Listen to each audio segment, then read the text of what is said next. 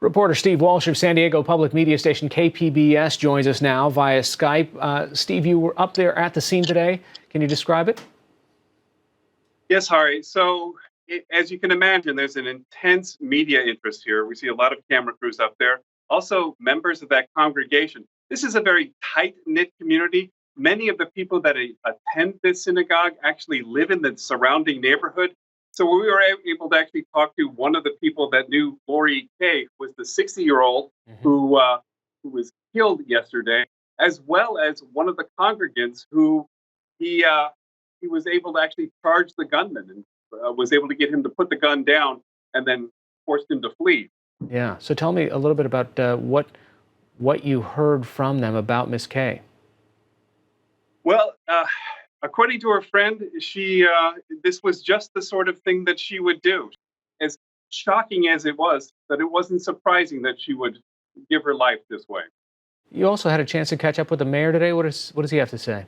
Well, he says that he wants to stress that this is not what Poway is like, that he was at this synagogue 6 months ago after this happened in Pittsburgh, that they had designed a safety plan to keep this congregation more safe and make sure that they felt secure and included in this community. So there's a tremendous amount of shock, but then the mayor also wants to stress that this is not what this community is all about. And he's basically been there almost nonstop since it happened yesterday morning at about 11:30. Of the people that you spoke with who live in the neighborhood, who are part of this congregation, this was supposed to be a celebratory time for them in the year. What are they going through?